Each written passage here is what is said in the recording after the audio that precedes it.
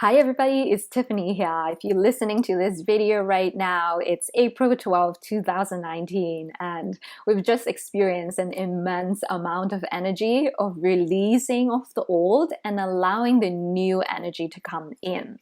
So what the message behind this huge, intense release, and I have gone through it, was really painful, but it also really liberating at the end of this releasing cycle, is that we're releasing all the old vibrations of sacrifice, sabotage, emotional codependency, mentality of lack. All of these like old world perceptions of what a light worker is being released.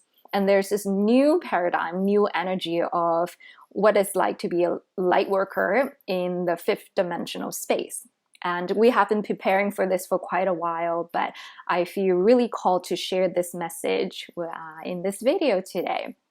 So I'll give you an example. A lot of us who are healers, who are light workers, who want to just bring more light to the people around us or on Mother Earth, we have these vibrations that is stuck in us, right?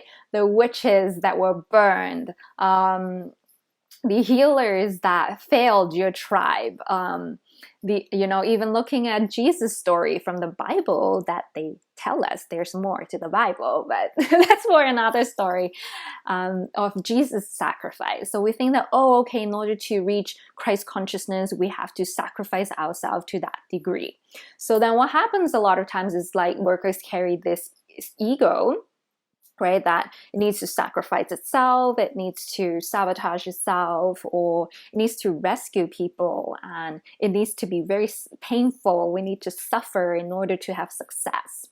And that's the old energy, like that is being carried out, being released right now. So every single one of us is capable of being abundant, is capable of being happy, feeling fulfilled, and being able to manifest your reality that you desire. But part of that process is releasing that. So this is where I'm inviting you. If you're someone like me, like I've gotten a lot better, but I know where you're coming from. You see someone and you have so much empathy for them, right? As empaths, it's like compassionate being. And so you sacrifice your time, you pour in your love. And I just feel like you're pouring love into this like pot with like an empty hole at the bottom. So you're like, oh my God, why am I giving and giving and it's just not being returned? And then we start to even a little bit start to resent the person, or we start to feel like we're not doing a good job because this person is not changing. And we start to get overly tired from the overgiving. And I actually think that light workers don't have a problem giving, right? Giving is what drives us, right? A lot of our life purpose is giving and servicing to others. So why do we feel tired? Because we are watering the wrong plant at the wrong time. Right? If you are focusing 100% of your energy on someone that refuses to change, refuses to work with you or meet you halfway, of course you're gonna feel drained, right? You're pulling and you're trying to push, and there's a lot of energy that is involved and might not be returned in the same way that you want it to. So the mantra that I want to share with you guys today that really transformed my life is to stop rescuing people, but to activate people instead. Let that sink in for a moment. Stop rescuing people and activate them instead. Every single a person on the planet has a lot of spirit guides, has a heavens team watching over them. But sometimes our ego wants to prove itself, right? Want to prove our worth, want to prove that, hey, we are an amazing person, we can create this change in this person. And these are all coming from our own subconscious shadows as well. And I've talked a lot about shadow works, inner child healing in my other videos. So when you come to that point where you're feeling exhaustion from overgiving or wanting to rescue people or overly sacrificing yourself, step back for a moment and ask yourself, well, where is this coming from? Because from my journey as an international spiritual healer, in the beginning of my journey, I wanted all my clients to be like perfect right away, like healed right away. But what I was doing by over-sacrificing, over-babying, or giving to my clients without boundaries is that I'm disempowering myself and I'm disempowering them. So it's really not helping both parties, right? They don't want to maybe do the work, for example, or maybe they will start becoming emotionally dependent on you. And then you also want to, because we suffer from like a lack of self-worth or self-esteem, we want to prove to ourselves that we can do this. And so to step back for a moment, if you are in that state of mindset and be like, what am I trying to do here? Like, am I trying to rescue this person? Like, what is going on here?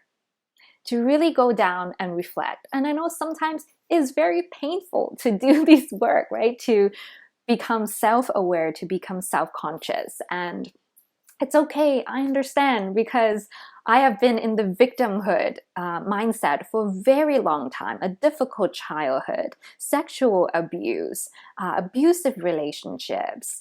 And all of that made me a person where I was always playing the victim for love, for avoiding responsibility. And I needed to do that.